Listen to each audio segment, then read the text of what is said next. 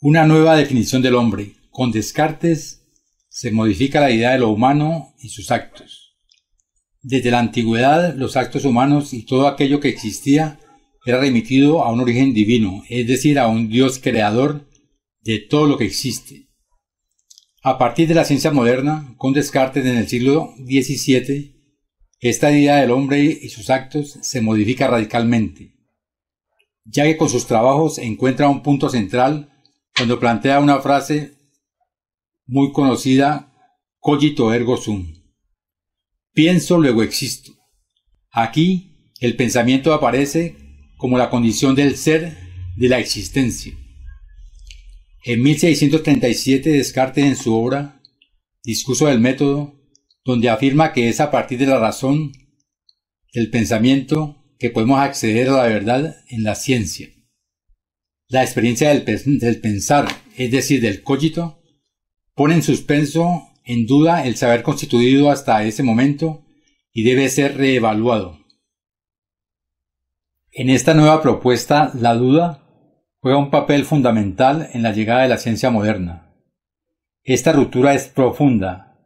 Buscando la verdad científica, Descartes subvierte, modifica la definición del hombre que se tenía hasta ese momento. En consecuencia, después de la experiencia del llamado cogito cartesiano, los seres humanos no aparecen más como una criatura creada por Dios, sino que debe ser considerado como un sujeto pensante. En efecto, Descartes encuentra un punto de certeza en el acto mismo de pensar. Si el pensar es un acto articulado al lenguaje, a la palabra, que tiene como consecuencia la emergencia de un sujeto, ya que no remite más a un Dios creador que debe responder a todo aquello que a este sujeto le suceda. El surgimiento de la ciencia moderna en el siglo XVII provoca por primera vez algo nunca antes expresado, que es la posibilidad de un discurso sobre el sujeto, de una ciencia del sujeto responsable de su posición frente a sus acciones.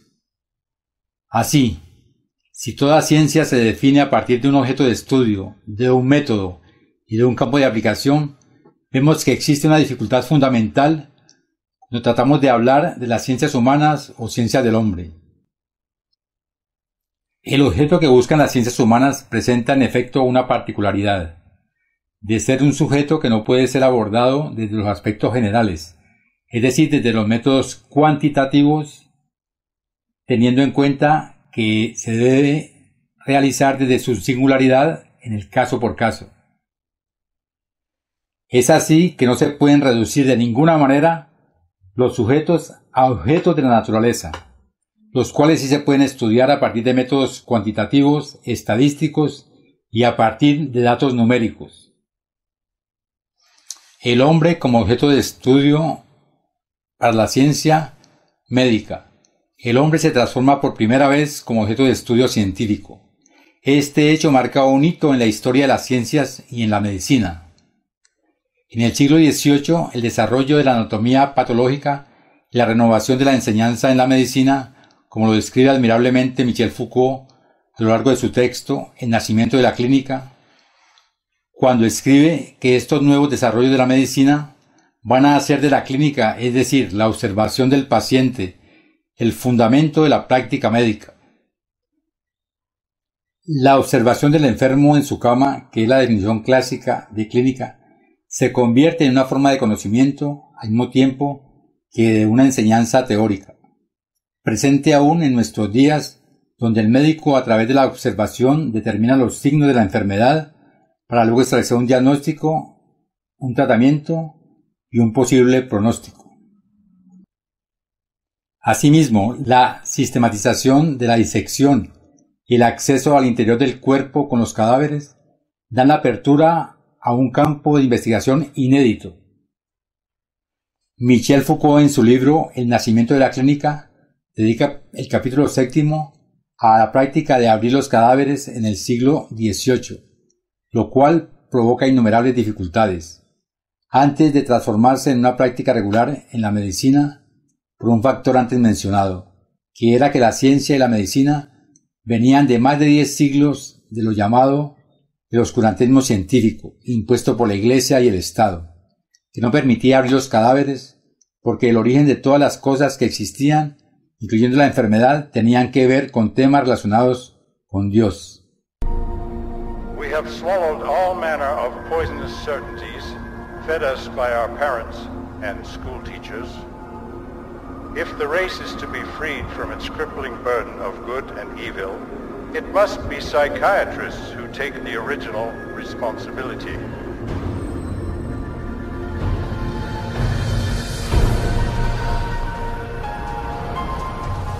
La declaración de Brock Chisholm ejemplifica la arremetida psiquiátrica directa contra nuestro sistema escolar. They actually said the purpose was social control, not to pass on knowledge, not to give him something so that he can go into the world of work. En 1950, psiquiatras y psicólogos de todo el mundo se reunieron en la Casa Blanca para proponer una reorientación total del sistema público escolar. The White House Conference on Mental Health in the 1950s was a landmark that served to bolster the idea that schools would serve their communities better as mental health clinics than they would as institutions of learning. In the early 60s, the world of psychiatry started to really go places in this country. Little by little, it came into our schools, our educational system.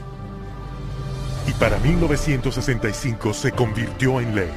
Se les dio luz verde a los psiquiatras para que etiquetaran y drogaran a los estudiantes al por mayor. A child is labeled ADD or ADHD the minute he can't sit still for a 10-15 minute period of time, or he talks constantly, or ignores the teacher completely. That will get him and earn him an ADD or ADHD label. En 1987 se etiquetaba libremente a los niños con el trastorno del déficit de atención e hiperactividad TDAH. En un año se diagnosticó a 500,000 niños americanos con este trastorno. Para 1994, esa cantidad se había elevado a 4.4 millones. Como respuesta a la alarma pública generalizada por la aparente epidemia de enfermedad mental, los Institutos Nacionales de Salud, financiados por el gobierno de Estados Unidos, reunieron un panel de prominentes médicos y psiquiatras para explicar a los padres y educadores exactamente qué era el TDAH. I would like any member of the panel to describe a typical ADHD in terms of symptomatology. Mark, would you like to? Since you see them in your practice. I think the panel has been frank, and the difficulties here are immense in terms of these. I mean, it is hard. It's very hard to know how to answer this question. They cannot, even when.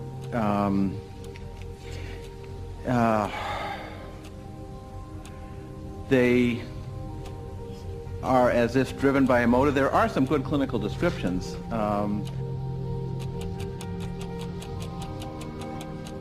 And I think, I think part of the problem is the profession keeps changing the diagnosis.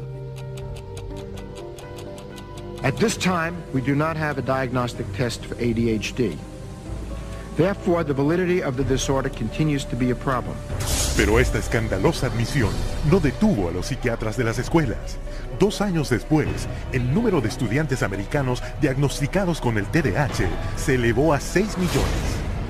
Hoy, a 20 millones de niños en el mundo se les ha etiquetado con algún tipo de trastorno de aprendizaje, un diagnóstico a menudo hecho en cuestión de minutos. We would sit behind a two-way mirror along with the parents. We would then look at the child. We would do small manipulative activities with them to see where their deficit was. It was wrong what we were doing. We were looking at a 5-minute glimpse of this child's life and saying, okay, here you go. Here's a little pill, take it, you'll be fine. Esas pildoritas como Ritalin, Adderall y Concerta las clasifica la Administración para el Control de Estupefacientes de Estados Unidos como sustancias muy adictivas, igual que la cocaína, la heroína y la metanfetamina. When I was on the Ritalin, it made me just feel like totally different, like I wasn't even who I was. I was, flipping out, was twitching, going crazy. I felt like I was out of it all the time, like I wasn't there, I wasn't human. You're just a zombie, pretty much. You do what you can just to get by and just don't do anything extra. My mother never teased me, but she thought I really had ADHD and I was wrong, and I had something wrong with me. So I thought she'd feel bad and feel sorry for me if I died, but then again, I thought that she would miss me a lot, and I also love her a little more than I wanted to kill myself. And so I stopped when I realized that. La abundancia de medicamentos recetados creó una nueva fuente de ingreso para los chicos: vender sus medicamentos a sus compañeros. It's called kitty cocaine. They take the Ritalin and they just repackage it and they sell it on campus to the kids because it's like speed. I figured if I was going to do drugs, I might as well make it worth it. And I ended up doing street drugs, and then I ended up getting into it really bad. We're looking at marijuana and other things as being gateway drugs, and actually the so-called medications are a greater gateway drug. The Ritalin drugs are backfiring big time because if the child is already disruptive and he takes cocaine, he's going to be a lot more disruptive after he's taken it. It is not going to calm him down. Boom! She got on the drugs and her personality changed, her behaviors changed, they became erratic and dark and violent, and it was just a nightmare. He kept having adverse reactions, becoming very, very angry. He could not control his behavior, he couldn't control his temper. He was on 5 different psych meds, Prozac and lithium, and he was 7 years old. And he was unable to function. He would have rages and then crying and all kinds of just violent rages, grabbing knives and all of this. The list includes 15-year-old Kip Kinkle withdrawing from Prozac when he shot 22 classmates, killing 2 after murdering his mother and stepfather at his home in Springfield, Oregon. 18-year-old Jason Hoffman on Effexor and Celexa when he opened fire at his California high school, wounding 5. 15-year-old Sean Cooper on a mix of antidepressants when he shot students in Idaho. And 17-year-old Eric Harris on Luvox when he and partner Dylan Klebold killed 12 classmates and a teacher in the bloodiest school massacre yet, Columbine. Y todo esto eclipsa la mismísima razón de que los niños acudan a la escuela en primer lugar, para recibir una educación. Desde 1970, Estados Unidos ha caído del 9º al 28º lugar en el mundo académico. Durante ese mismo periodo, el número de estudiantes americanos etiquetados con trastornos de aprendizaje se disparó y la venta de drogas para el TDAH se multiplicó 32 veces. Children don't ask for psychiatric drugs. Children don't ask to be diagnosed. They don't want to be called crazy. So you ask the classic Roman question, legal question, cui bono, who benefits? The people who make the diagnosis.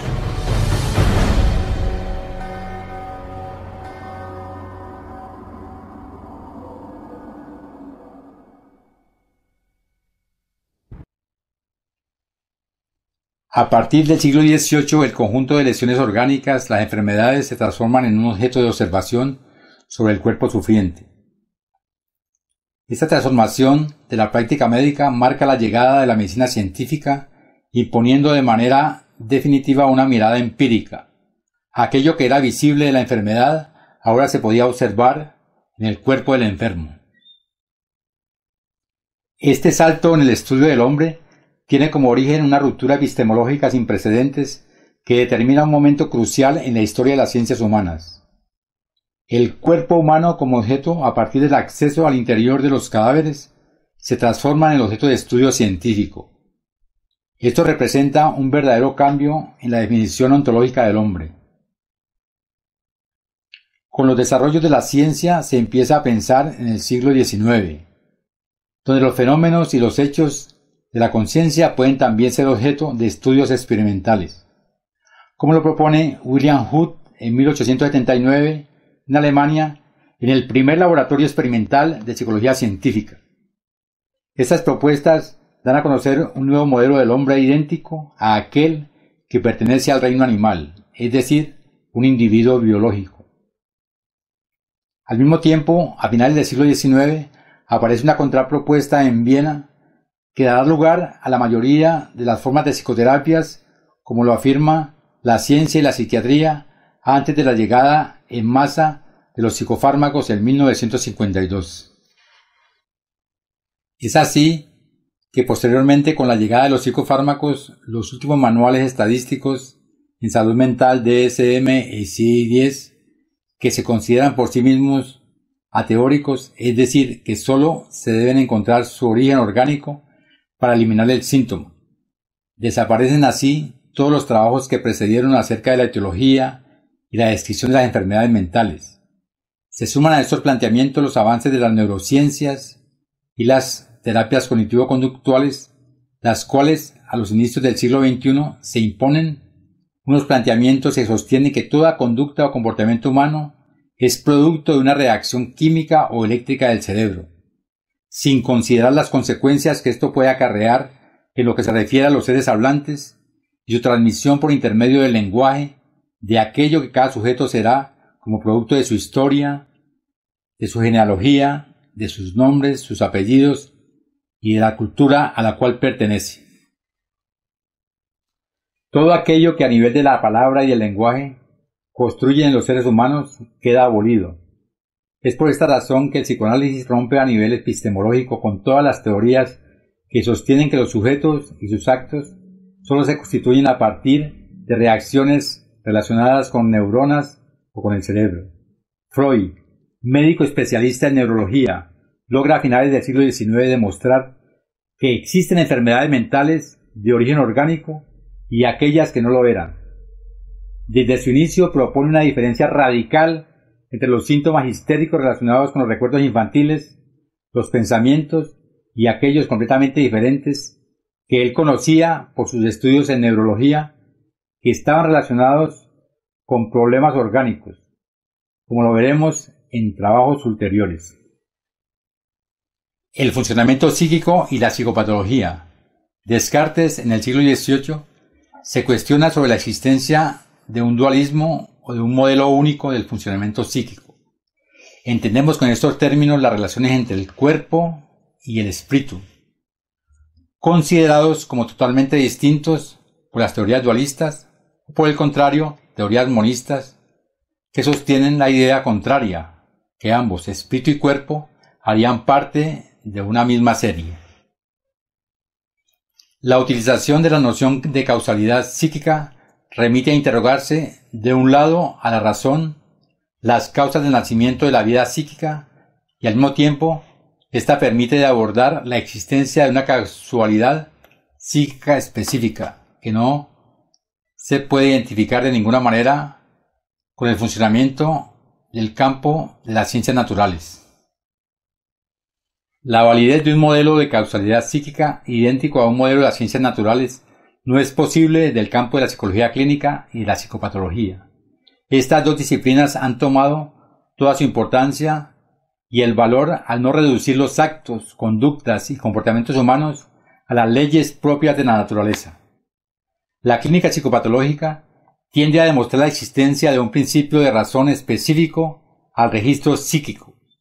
Estas reflexiones han dado lugar a diferentes formas y abordajes.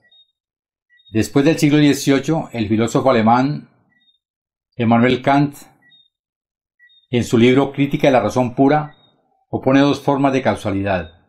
De un lado, aquello de la naturaleza, y del otro lado, el de la libertad.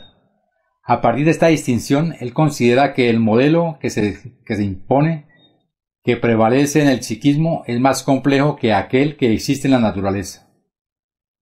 Los componentes psíquicos suponen, en efecto, la inserción de algo que releva del sujeto del lenguaje, es decir, de la cultura y no de la naturaleza. Un elemento esencial en la clínica psicopatológica que debe ser abordado por todo aquel interesado en las ciencias humanas es aquel del determinismo de las conductas y específicamente aquellas relacionadas con la psicopatología. De estos planteamientos depende la base misma de la psicopatología. Si se pretende negar todo determinismo en la clínica psicopatológica, esto equivale a volver imposible todo abordaje teórico-clínico, es decir, cuando se elimina todo factor predictivo que tiene que ver con cierta forma de causalidad o de etiología en psicopatología. Si se pretende que todos los actos son espontáneos o simples reacciones orgánicas. Esto sería como suponer que ningún acto humano puede ser explicado, comprendido o descifrado. El período del Renacimiento y la medicina. Con el Renacimiento surgen los establecimientos psiquiátricos en Europa y en el Nuevo Mundo. Hubo pensadores, filósofos y anatomistas que siguieron profundizando y analizando la mente humana con fines de poder encontrar su localización. Entre los más destacados tenemos a Miguel de Montaigne, 1544-1592, quien insistía sobre la dignidad del hombre y levantó su voz contra la demonología. Blaise Pascal, 1623-1677, Locke, 1632-1704, y Baruch Spinoza, 1632-1677, y otros pensadores que especulaban sobre el funcionamiento de la mente, sus relaciones con el cuerpo, del medio ambiente social y cultural. Es así como ellos contribuyeron a la base de la psicología moderna.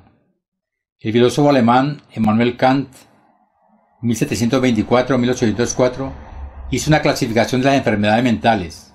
Sostenía en 1798 que las enfermedades mentales debían ser tratadas por los filósofos. En Europa, el médico suizo Philipp Platter, 1536-1614, permaneció entre los calabozos y convivió en los asilos con los enfermos mentales para estudiar de cerca sus sufrimientos. Publicó el primer tratado sobre la clasificación de las enfermedades mentales. El italiano Paolo Sciascia, 1584-1659, es considerado el precursor de la psiquiatría forense. El inglés Siedelman, 1624-1689, hizo importantes contribuciones a la descripción de la neurosis. El alemán Stahl, 1660-1734, expuso la doctrina del animismo, que consideraba que el alma es el principio de las acciones y de los fenómenos vitales. Otro, el inglés Thomas Willis, 1621-1675, neuroanatomista, fundó las bases de la psiquiatría organicista. Fanático en provocar la extracción de la sangre en los pacientes, creía que la enfermedad mental provenía de los fermentos alterados del sistema nervioso y proponía un tratamiento severo de sangrado. Un psiquiatra alemán, Reil, 1759-1813, fue uno de los fundadores de la psiquiatría como especialidad. Describió en detalle cómo debía organizarse un hospital de alienados y era partidario del tratamiento de la tortura sin daño. A propósito de las instituciones y establecimientos asistenciales en España, se funda el primer hospital psiquiátrico en el siglo XV. Juan Ciudad Duarte fue pastor de rebaños, obrero, sufrió de trastornos mentales, sin embargo funda en Granada lugares para pacientes mentales, mendigos y enfermos terminales. Según Rosselli, ha sido considerado precursor de los hospitales modernos.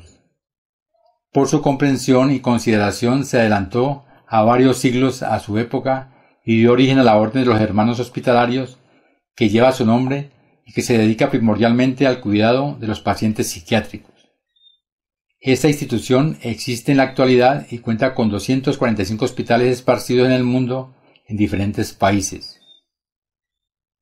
Al comienzo de la Edad Moderna, entre finales del siglo XVI y los inicios del siglo XVII, se continuó presentando la creación de lugares para acoger los enfermos mentales.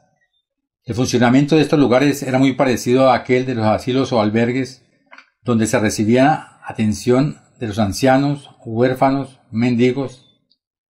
La forma en que eran atendidas estas poblaciones era de acompañamiento, existía poco interés por el diagnóstico o tratamiento.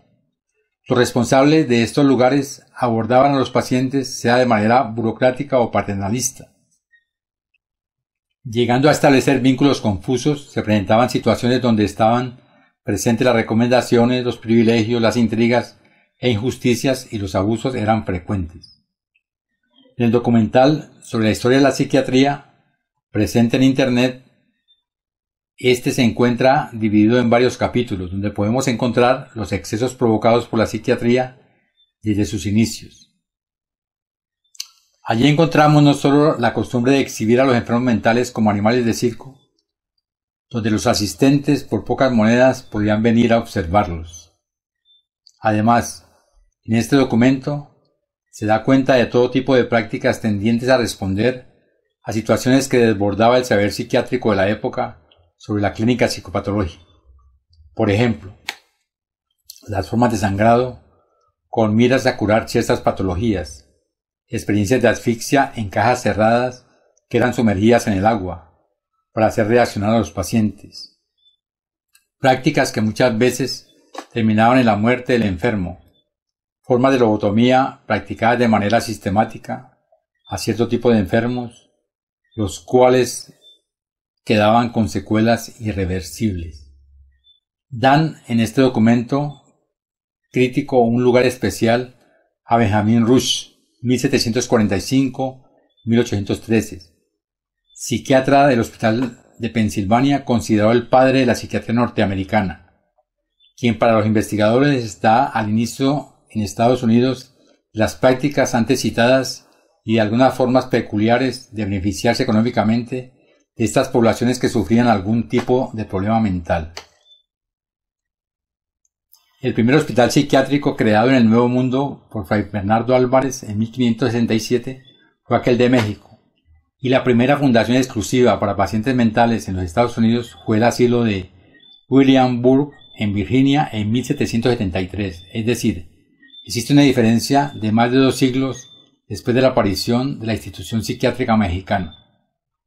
La primera revolución psiquiátrica, según Rosselli, citando a Gregory Silsborough, psicoanalista e historiador, fue aquella realizada en el Renacimiento alrededor del siglo XVI, por los médicos que se opusieron a la concepción de la brujería, Weyer, Paracelso, entre otros.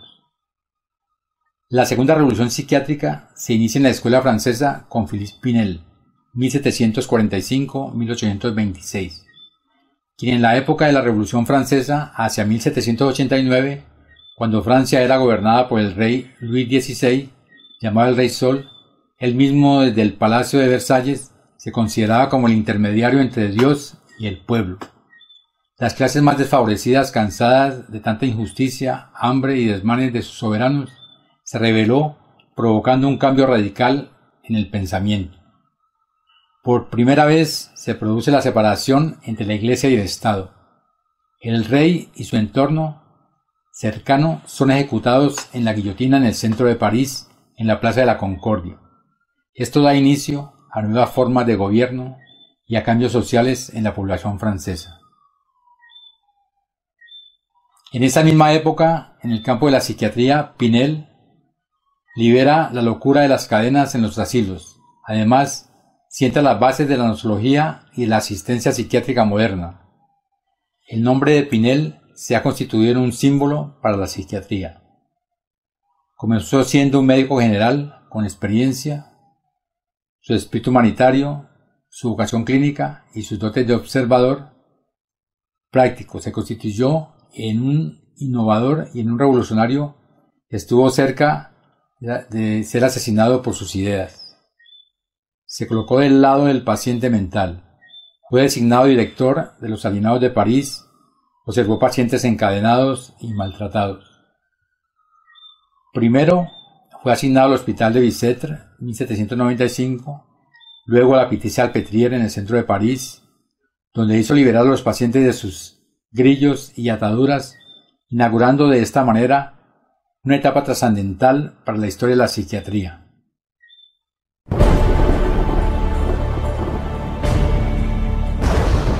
Psychiatry should actually go into government.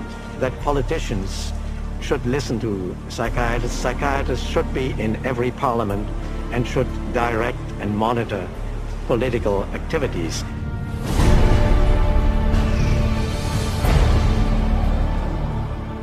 En poco más de un siglo, la psiquiatría se ha infiltrado en la sociedad a escala global. Y no fue un accidente. People aren't aware that in 1940, a prominent British psychiatrist, Colonel J.R. Rees, addressed the National Council on Mental Hygiene and set the agenda for psychiatry for the next 60 years. Since then, psychiatrists have been given authority in nearly every sector of our society, with tragic results. We must aim to make it permeate every educational activity in our national life. Public life, politics and industry, should all of them be within our sphere of influence. We have made a useful attack upon a number of professions. The two easiest of them, naturally, are the teaching profession and the church. The most difficult are law and medicine. El colega de Rees, el psiquiatra G. Brock Chisholm, cofundador de la Federación Mundial de Salud Mental, más tarde detalló los planes de la psiquiatría. To achieve world government, it is necessary to remove from the minds of men their individualism, loyalty to family traditions, national patriotism, and religious dogmas. Para implementar su plan maestro, los psiquiatras americanos convencieron al Congreso de Estados Unidos que la enfermedad mental era una amenaza nacional que solo ellos, con un enorme aumento de fondos, podrían resolver. Y así comenzaron los enormes gastos del gobierno de Estados Unidos para la investigación psiquiátrica, que ha escalado de $1 millón al año en 1946 a $1.4 mil millones hoy, un incremento de más de 139,000%. Al esparcirse la influencia psiquiátrica en Estados Unidos, también se esparcía en todo el mundo. Detrás de cada crisis mundial se encontrará la mano de la psiquiatría. Por ejemplo, el psiquiatra serbio Jovan Raskovic, quien exigió la limpieza étnica de croatas y musulmanes debido a su firme creencia en su inferioridad racial. El resultado fue Bosnia en la década de 1990, donde el colega de Raskovic, el psiquiatra Radovan Karadzic, y el primer ministro Slobodan Milosevic establecieron campos de concentración en los Balcanes, donde una vez más se torturó en masa, se violó y se asesinó a inocentes. Un psiquiatra militar explicó cómo se hizo. C'est très difficile tuer millions de personnes. C'est très difficile, techniquement difficile. Les Allemands étaient bons techniciens et ils ne pouvaient pas, ils pouvaient seulement 6 millions de Juifs exterminés. Ils massacrent, par exemple, 100 ou 200 de personnes, ou violent 100 femmes et 100 jeunes filles, pour que les autres sont effrayés et échappent. Alors vous avez le terrain pur. Con el condicionamiento de Pavlov de un siglo de antigüedad, unido a las técnicas modernas de control mental, psiquiatras y psicólogos pueden convertir al hombre promedio, e incluso a los niños, en asesinos en masa. You could train them to use firearms indiscriminately. You could train them to shoot people with very little feeling or thought. You could train them to use abusive and brutalizing procedures in order to obtain information with no hesitancy, with no concern. Así es como se crean los terroristas. Después del 11 de septiembre, Osama Bin Laden fue calificado como el cerebro detrás de los ataques. Pero el experto reconocido y comandante de Al-Qaeda es Ayman al-Zawahiri. Educado en psicología y farmacología en la Universidad del Cairo y autor del manual de entrenamiento de Al-Qaeda sobre el uso de la psiquiatría coactiva. Y quien orquestó las explosiones terroristas en Madrid fue Abu Hafiza, otro agente de Al-Qaeda, que se basa en las mismas técnicas de manipulación mental. You can implant memories. Memories are potent sources of motivated behavior. If you implant enough memories of specific kinds, you can shape and change the nature of human thinking and feelings. And it was thought to be a kind of ultimate weapon, because what greater weapon could there be than control of the human mind. You can control minds and you can move people around, particularly when you control their lives. It's easier to control their minds. When we look at psychiatry and psychology, social control is the primary agenda. Y esa agenda se está poniendo en vigor en el mundo ahora mismo, con campañas de chequeo mental presentadas al público con nombres tan inocuos como chequeo de adolescentes.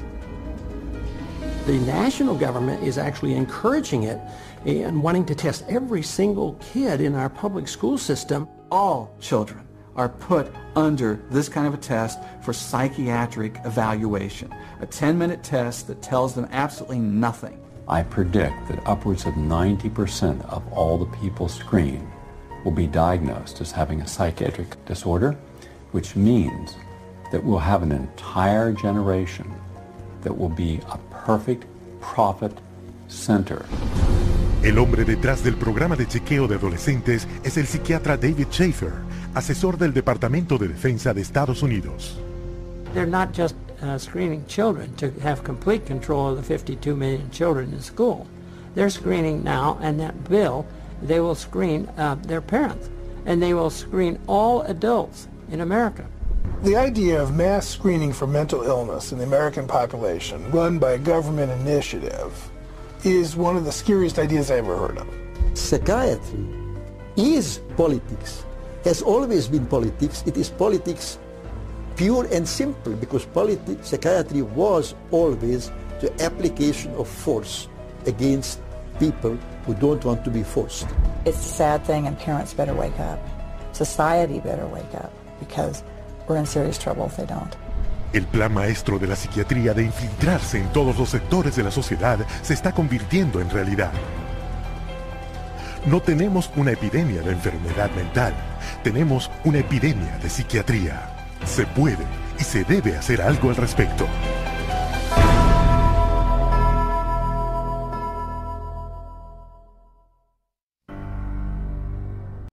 Rosselli, en su artículo sobre la historia de la psiquiatría, considera que Pinel, en su intento de obrar en la clínica psicopatológica desde los métodos físicos y morales, él alivió las condiciones de reclusión y en su intento de sistematizar el sufrimiento son consecuencias todas de un modo de pensar del siglo de las luces, que este hombre original encarnó en el campo de la medicina y de la psiquiatría en su época de reflexión y efervescencia.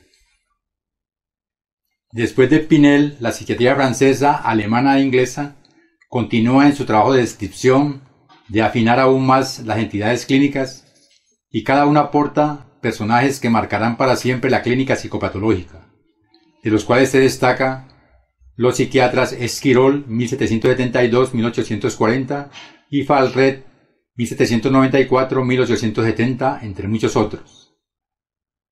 Se incluye en esta lista Gaëtan de Clerambault, que para Jacques Lacan fue el primer maestro en psiquiatría. Sus trabajos sobre el automatismo mental y la erotomanía son una referencia en la clínica de la actualidad.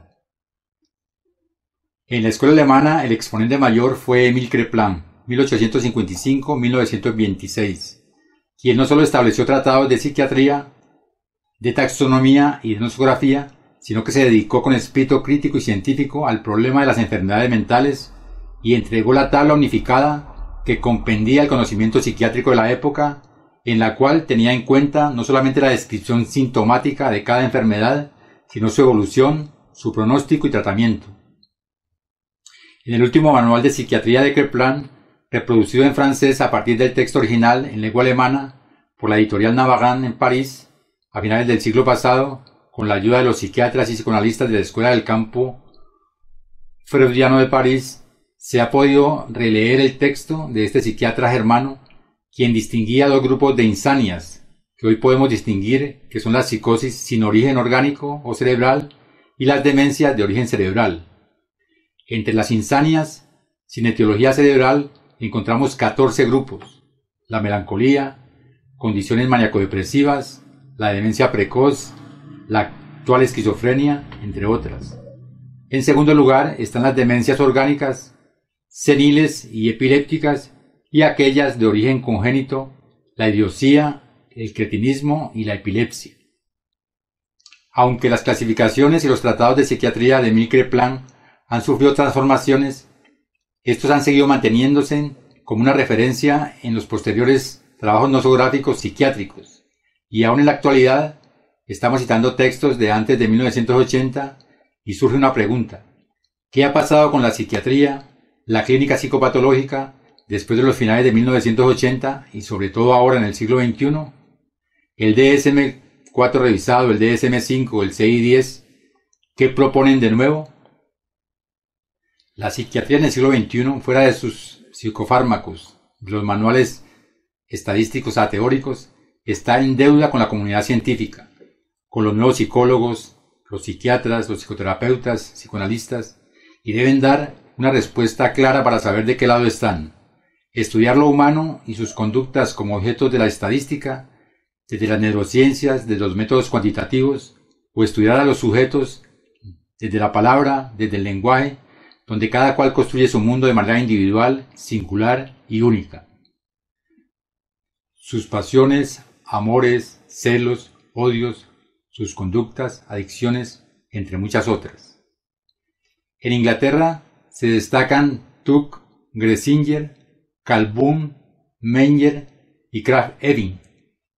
Fuera de sus textos sobre las perversiones y la sexualidad, estos médicos y psiquiatras fueron reformadores, tratadistas, descubridores de nuevas formas clínicas y métodos terapéuticos, innovadores en la docencia y en la asistencia médica. A finales del siglo XIX se describieron la parálisis cerebral, la psicosis maníaco-depresiva, la demencia, los delirios alucinatorios crónicos, la paranoia, la neurastenia y otra cantidad de enfermedades y de síndromes, muchos de los cuales son de actualidad. Antes del surgimiento y la aplicación de los psicofármacos de manera sistemática a todos los malestares y síntomas psíquicos. En la psiquiatría actual, el entusiasmo por describir, estudiar, clasificar las enfermedades mentales en los trabajos de la psiquiatría clásica, que ponía a competir escuelas y naciones, ha desaparecido en la psiquiatría actual, dando lugar al solo tratamiento farmacológico, pues unidos a las neurociencias y las terapias cognitivo-conductuales buscan imponer el origen cerebral o neuronal de todas las entidades clínicas en psicopatología, sean estas de origen orgánico o no, a toda la humanidad. Aunque aparezcan ciertas voces de protesta, desde los mismos autores de los grandes manuales estadísticos DSM-5 y CI-10, se eclipsan frente al poderío de las grandes multinacionales farmacéuticas y continúan formulando sus productos, desconociendo en absoluto las consecuencias y los efectos. Se han transformado en distribuidores de medicamentos, desconociendo sus efectos y consecuencias. En la actualidad, los médicos psiquiatras a través del mundo no hacen sentir su voz de protesta.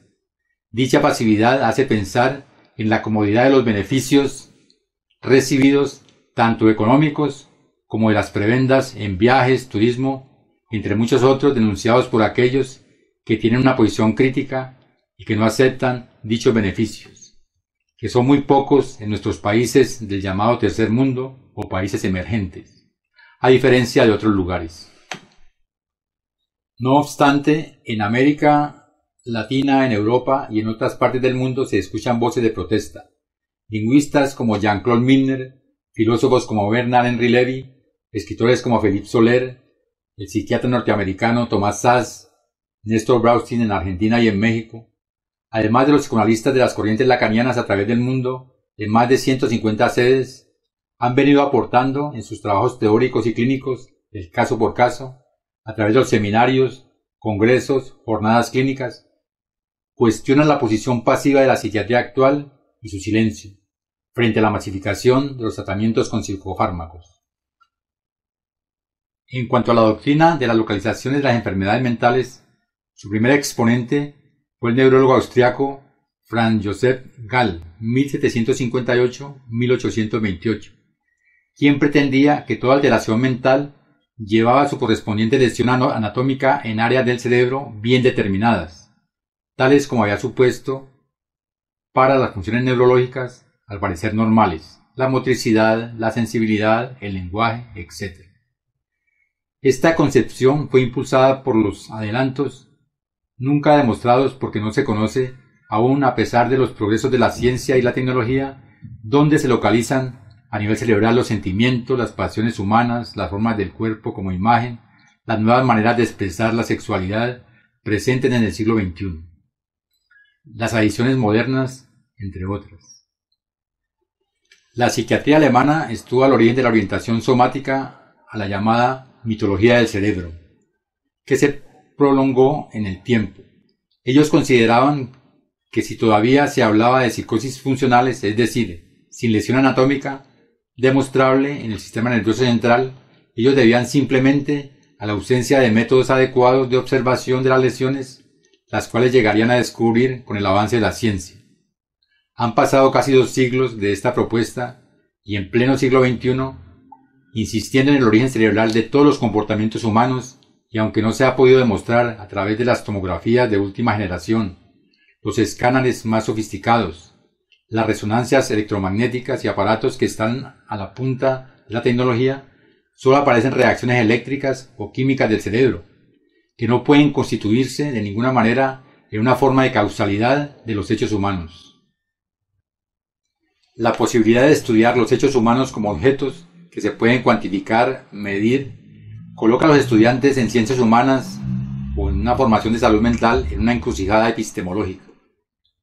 Estudian los actos humanos como datos numéricos donde nunca seríamos responsables de nuestros actos, o somos sujetos que recibimos una transmisión a través de las leyes del lenguaje, a través de nuestro entorno más cercano y de las familias que permiten una inscripción en el linaje, en un árbol genealógico que nos da un lugar en el mundo y que nos representa con los atributos que vienen del otro, la lengua, la cultura, el nombre, el apellido, entre todos los elementos significantes que permite el lenguaje.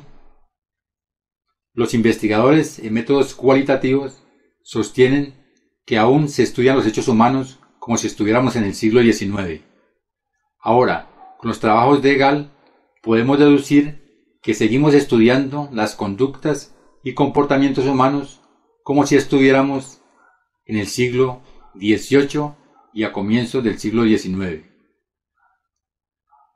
Los críticos de los métodos cuantitativos, estadísticos, positivistas, que consideran que se pueden realizar estudios epistemológicos sobre los hechos humanos, dicen, esto no es necesario demostrarlo, pues parece una verdad lógica, es decir, que no es necesario mostrar su evidencia, y no se sabe aún por qué la ciencia oficial positivista no le da la importancia que se debe. La ciencia moderna, a partir de los trabajos de Descartes, provocan un cambio radical en Occidente. Según las doctoras Capdeville y Doucet en su texto de Psicología Clínica y Psicopatología, el capítulo 2 titulado El lenguaje constituye lo propio de lo humano, estas autoras logran demostrar que a partir de las teorías del código cartesiano, el sujeto surge en torno de un acto que es la palabra. Este emerge de un acto que no remite más a Dios como responsable de aquello que puede pasarle al sujeto.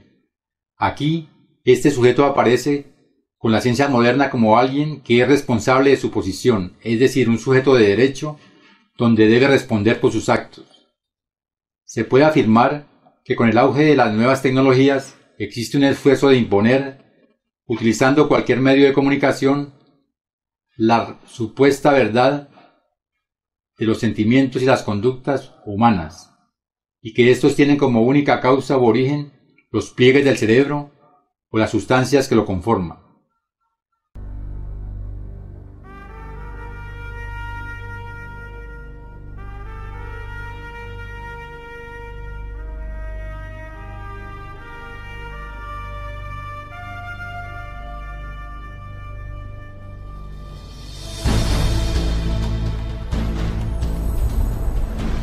Fundada en 1969 por la Iglesia de Scientology, la Comisión de Ciudadanos por los Derechos Humanos investiga y expone violaciones psiquiátricas de los derechos humanos. Desde su sede internacional en Los Ángeles, California, CCHR documenta las prácticas de intrusión y destructivas de la psiquiatría y publica sus hallazgos en 15 idiomas. Se han distribuido más de 8 millones de ejemplares a los profesionales del cuidado de la salud, funcionarios del gobierno, educadores y líderes empresariales por todo el mundo. En la sede también se presenta la exposición de renombre internacional titulada La psiquiatría, una industria de la muerte. Centrada en 14 documentales, esta exposición novedosa presenta la historia de la psiquiatría. Desde sus orígenes, donde al enfermo mental lo enjaulaban como un animal, hasta hoy en día, donde existe una drogadicción masiva de la sociedad como la cura para trastornos mentales inventados. Versiones itinerantes son llevadas a cientos de ciudades a través de 5 continentes, abriendo el camino para que cientos de miles descubran por sí mismos la tenebrosa verdad detrás de la psiquiatría. Lo que es hoy un movimiento global por los derechos humanos empezó hace 30 años con una lucha por la libertad de un individuo, Víctor Ghiori, internado por la fuerza en un hospital psiquiátrico en Pensilvania. He was interviewed by a psychiatrist who said, I can't understand a word this man is saying. He's incoherent. Obviously, a paranoid schizophrenic. Commit him, which they did. Now, he wasn't babbling incoherently. He was speaking Hungarian. We filed a lawsuit against the hospital.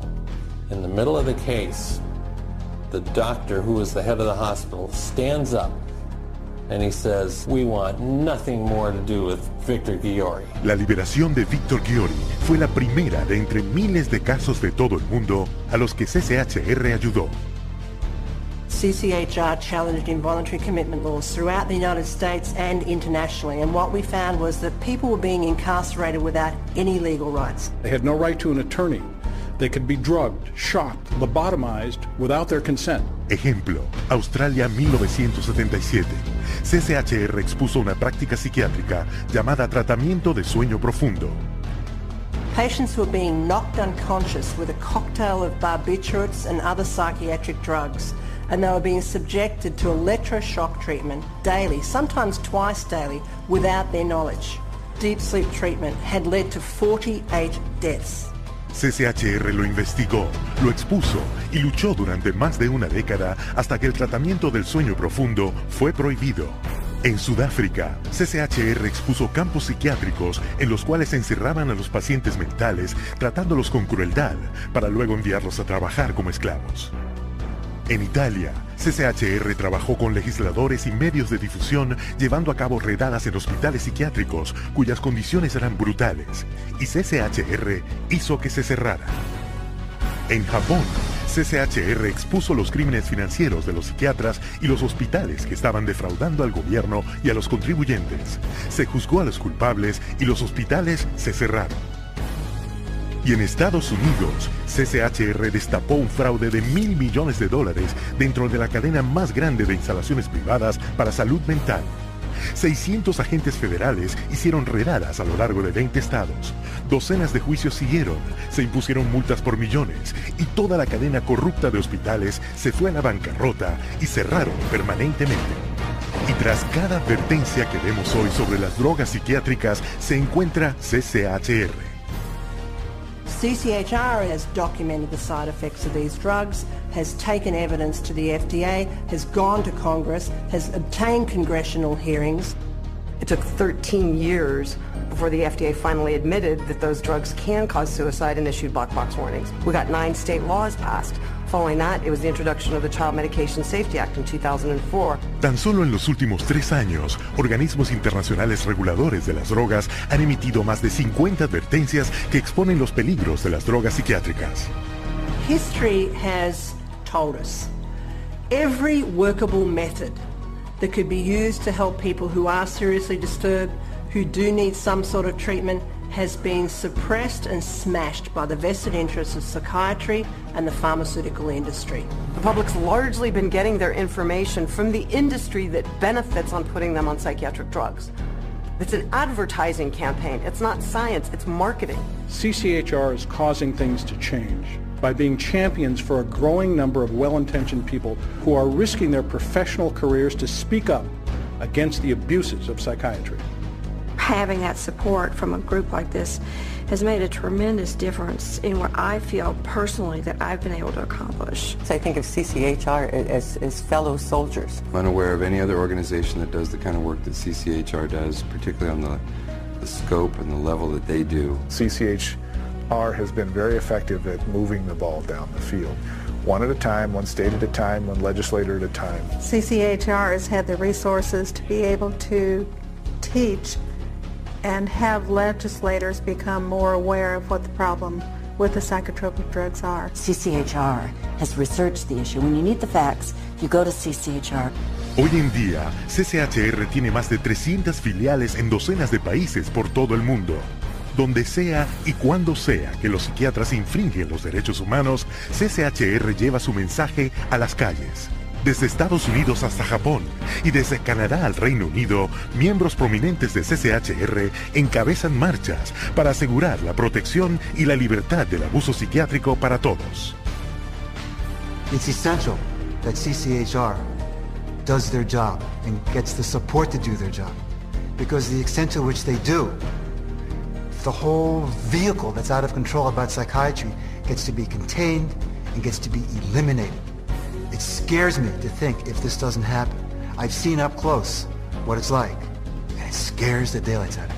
You have 100,000 people electroshocked every year. You have 17 million children worldwide taking mind-altering drugs. You have people being involuntarily committed every 75 seconds, and it's all under the guise of mental health. The only way that you're going to get humane treatment into the mental health system is to take psychiatry and the vested interests out of the picture. And only then will you see people truly obtaining mental health. You have two choices. Either you pretend you knew nothing about it, or you do something about it. With knowledge comes responsibility. That's why we're here. That's why people are joining forces with CCHR. Miles de personas de todas las clases sociales y religiones ya se han unido. CCHR investiga y expone las violaciones psiquiátricas de los derechos humanos y continuará haciéndolo hasta que las prácticas abusivas y coactivas de la psiquiatría cesen y se le devuelva a todos sus derechos humanos y su dignidad. Se necesita tu ayuda. Únete a nosotros en la lucha.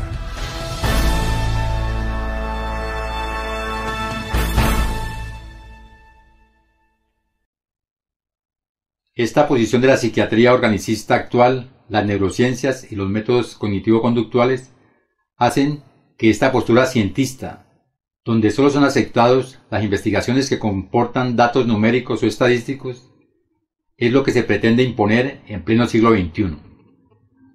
Lejos estamos de los trabajos de los pioneros de la antropología y aquellos de Claude Lévi-Strauss, donde se demuestra cómo los seres humanos a través de las leyes del lenguaje se separan de su estado natural, el reino animal, perteneciendo a la naturaleza, y los seres humanos perteneciendo a aquel de la cultura. Si se aceptan que las conductas, pasiones, sentimientos y comportamientos humanos, a partir de los trabajos antes nombrados en las neurociencias y la psiquiatría organicista y las terapias cognitivo-conductuales, la responsabilidad de cada sujeto frente a sus actos quedarían completamente abolidas. Nadie sería responsable de sus actos, pues todo ello es fruto de una reacción química o eléctrica del cerebro.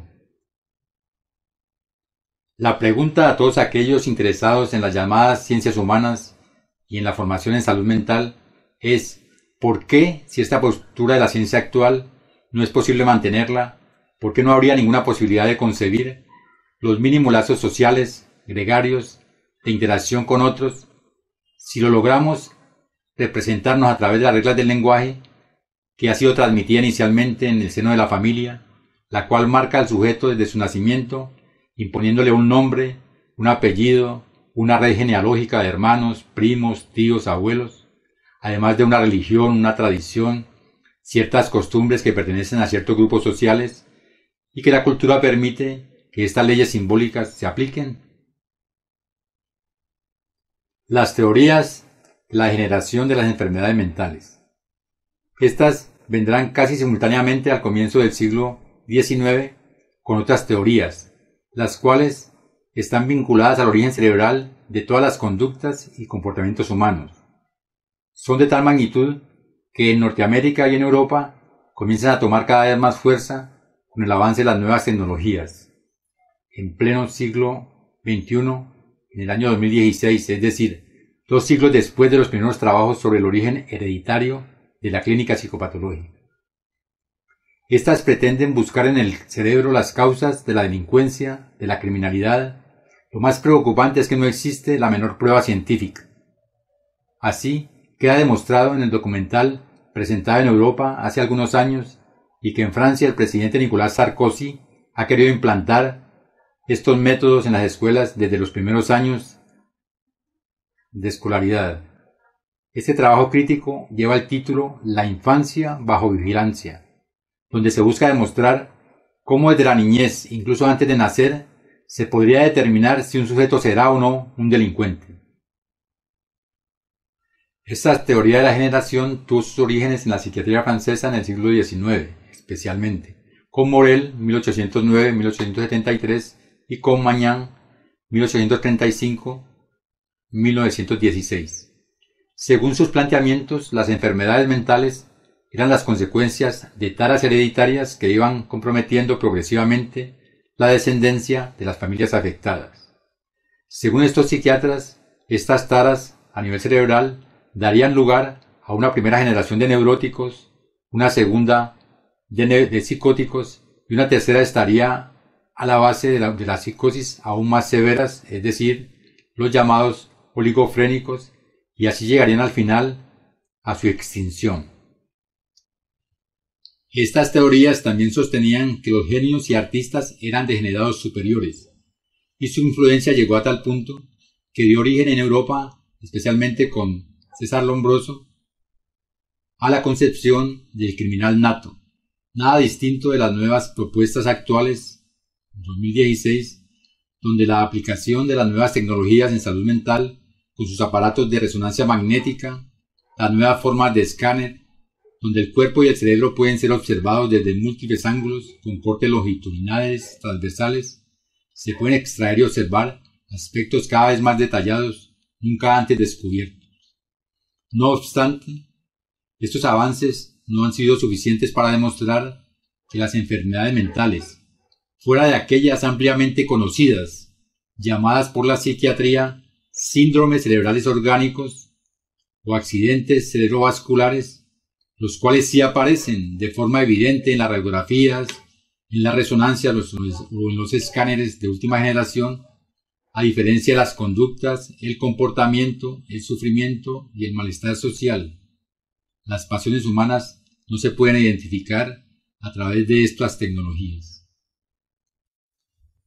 El cerebro no puede dar cuenta de estos actos humanos, así como sí pueden detectar a través de los exámenes de sangre los problemas relacionados con el cuerpo, como son la anemia, la hipertensión, la diabetes y todo aquello que nos enseña la medicina. ¿Será posible encontrar el malestar, los problemas de pareja, los conflictos de familia que a todos nos atañe, las formas variadas de fobias de niñez y de adultos, el desasosiego de la juventud frente a su cuerpo, su sexualidad? ¿No podríamos terminar la lista de estos actos humanos en los pliegues del cerebro a nivel neuronal o en sus reacciones eléctricas que se captan en los aparatos de medición? Estas teorías de las localizaciones cerebrales y de la degeneración hereditaria de las enfermedades mentales, en resumen, han sido retomadas por la medicina vía la psiquiatría organicista y farmacológica actual, las neurociencias y las terapias cognitivas conductuales en pleno siglo XXI, como respuesta al malestar social y humano en todos sus aspectos, colocando en el mismo plano la clínica psicopatológica y las enfermedades o lesiones cerebrales reconocidas, algo que desde el punto de vista epistemológico y científico no tiene ninguna justificación, como lo veremos en los trabajos que serán publicados posteriormente. La psiquiatría en el siglo XX, antes de 1952, momento donde se transforma poco a poco en una psiquiatría psicofarmacológica.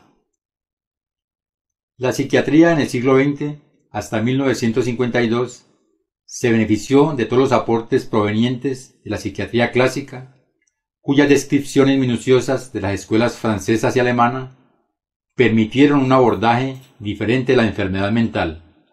Se destacan en Alemania los tratados de Miquel Plan y en Francia entre aquellos ya citados, encontramos un lugar muy especial en Gaëtan de Clerambault, quien con sus trabajos sobre la erotomanía y los fenómenos elementales en la psicosis fue, según Jacques Lacan, el psiquiatra psicoanalista francés, su maestro en psiquiatría. Se encuentra también Meyer, 1866-1950, Bleuler, 1857-1939, psiquiatra suizo, quien inspiró los trabajos de Kreplan y de Freud. Bleuler aportó las bases unificadas del concepto de esquizofrenia, además de los futuros trabajos acerca del autismo, con los cuales se han nutrido el desarrollo de una psiquiatría menos centrada en lo orgánico y las otras disciplinas interesadas en la clínica psicopatológica.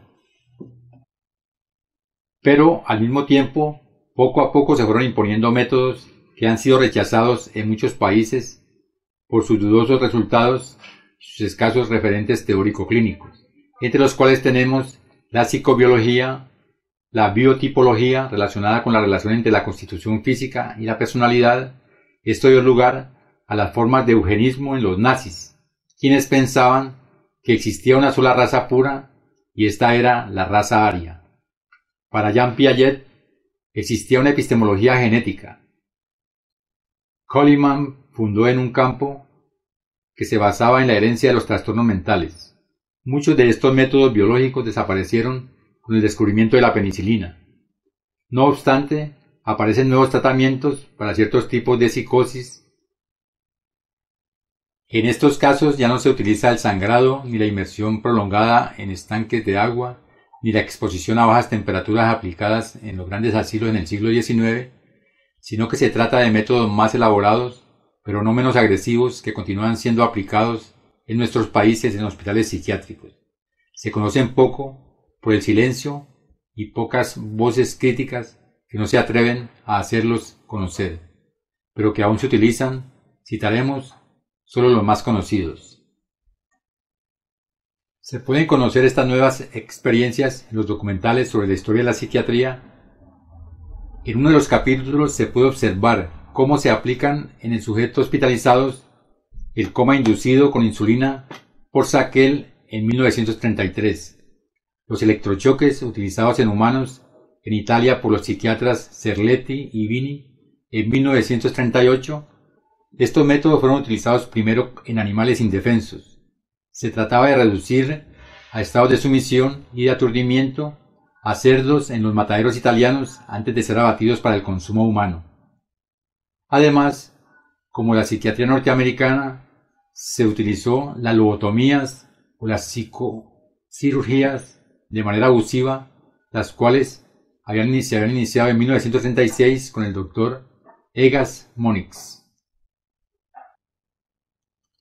Aunque algunos historiadores de la psiquiatría consideran que dichos métodos desaparecieron con el descubrimiento de los psicofármacos en 1952, como lo veremos más adelante. Estos métodos continúan utilizándose con ciertas modificaciones, cuando han fracasado en otras formas de tratamiento, pero al parecer se han extendido los electrochoques a otras entidades clínicas como la depresión severa o en los riesgos altos de suicidio. Además, las llamadas lobotomías o psicocirugías se han seguido aplicando en ciertos casos de angustia extrema, en ciertas formas de esquizofrenia o en el caso de conductas destructivas. Más adelante, en otros trabajos que están en preparación, siempre guardando el mismo objetivo inicial, que aparezcan en forma bilingüe, daremos un lugar especial a los inicios a mediados del siglo pasado, 1950, al uso progresivo de psicofármacos hasta llegar al uso sistemático de los mismos en el siglo XXI, por la psiquiatría organicista en los llamados países emergentes y en Norteamérica. En Europa existe un número importante de psiquiatras, psicoanalistas, psicólogos clínicos e investigadores que se oponen a la masificación, al uso sistemático de los psicofármacos en diferentes asociaciones. Aunque estén presentes los modelos propuestos desde los manuales estadísticos en salud mental, el DSM-5 y el CI-10, existen desarrollos y aportes del psicoanálisis desde sus inicios a la actualidad en lo que respecta toda la gama de la clínica psicopatológica. Se reconoce además que en las 300 formas de psicoterapia actuales, su gran mayoría son derivadas del psicoanálisis. Estas también tendrán un capítulo propio.